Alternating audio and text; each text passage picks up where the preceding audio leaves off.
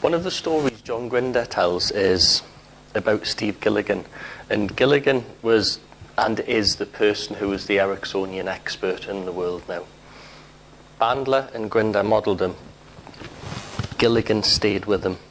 And he watched hours and hours and hours and hours and hours and hours of DVDs, videos in those days, hypnotised in a trance state by John and Richard in front of a telly watching it. Andy went off to work with Erickson and became Erickson's pupil for a long time, as did Bill O'Hanlon.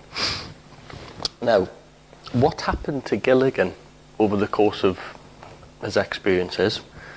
Like Erickson, he ended up in a wheelchair. Psychosomatic, modelling, who knows? I'm of the opinion, as the story I've told, he got diabetes like Erickson. Erickson also had a fairly serious illness that came twice in his life. I don't know if Gilligan had that or not. But this is by and by to John saying, before you do any modelling, you need to set up unconscious protection. You must protect yourself, you must protect yourself. And when I was doing my trainer with John kind of said something along the lines of, you don't know what you're picking up when you're modelling, you have to do this, because you could just pick it up and hang on, my unconscious wouldn't do that, it would protect me. I was reasonably outspoken then, I was learning my craft. And John just looked at me and went, absolutely congruent answer, correct. And it felt very, I just said what it was, I didn't plan it, it just came out. However, I went away that evening, I thought, don't believe what John says. Certainly don't believe what I think. Explore this with unconscious signals. How else would you explore something like that? And to my shock, horror and amazement, I discovered that, according to this, I'd picked up all sorts of things in my 30-odd years of experience in life and whatever. So you can clean these things up if you go along the unconscious filter route. So I did that. Most of the things I cleaned up within the hour or whatever I was doing it. There were some persistent things, I still don't know what they were. It took about 2 or 3 months of working with them every day. Don't know what that was, but I don't need to. But I do know at the end of it, for me, I was clean and free and whatever. This gets to me starting to open up that lid of which belief system do you take? Had I hypnotised myself to go, okay, I have picked stuff up because I was very influenced off John Grinder, the authority on NLP. Could this stuff be true? I don't know. I know now when I model anyone, I don't bother with things like that. I don't see the point. But I have set other things in place, which I will share with you.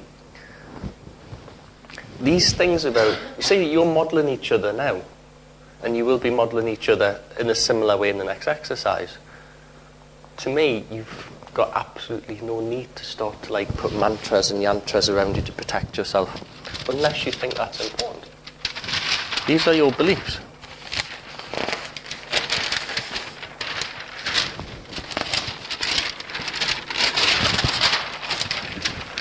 Convincers and beliefs, okay? Quick sort of exploration into these.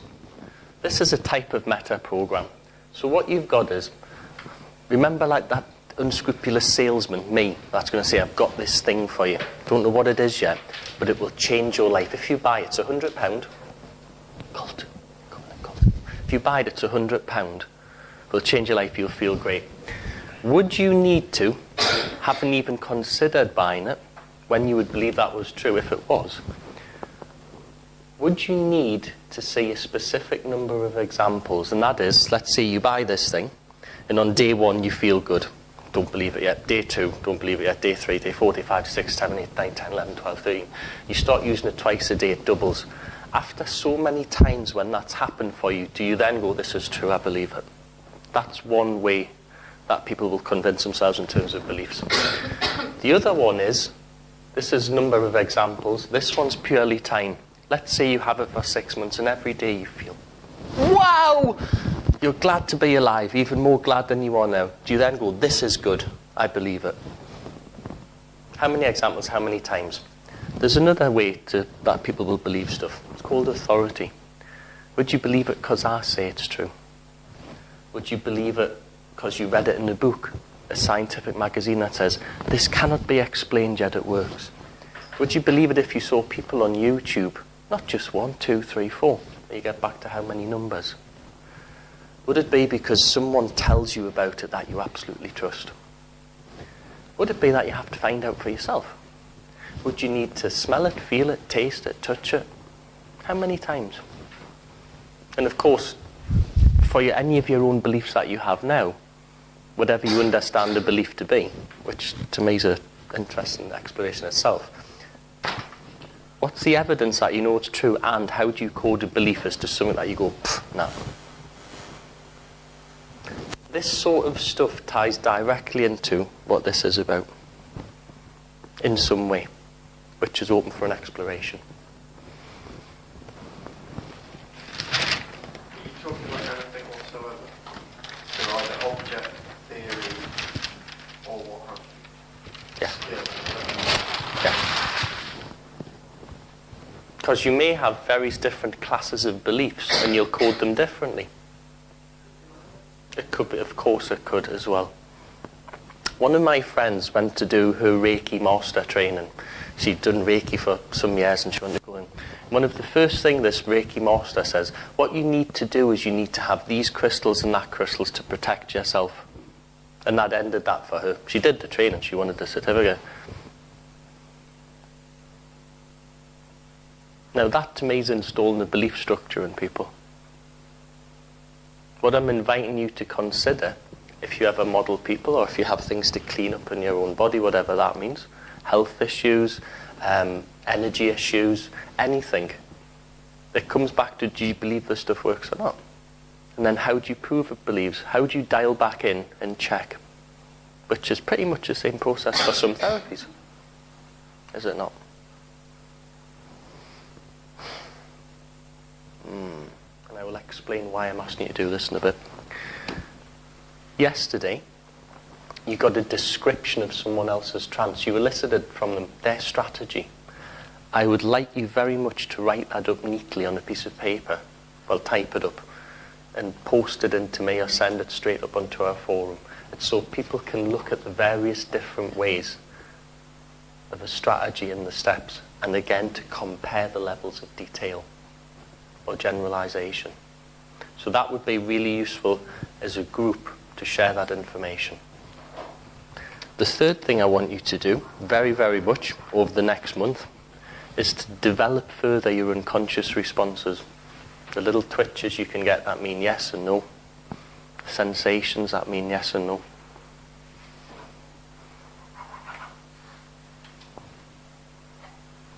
Now, going back to that exercise, how conscious signals.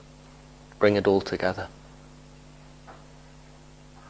That's why I want you to really develop this stuff, because what you can do with it's amazing. It really is. Because at some level, when this has happened outside of conscious awareness, it's being driven by systems that are outside your conscious awareness. You make the request consciously, but the response comes from unconscious.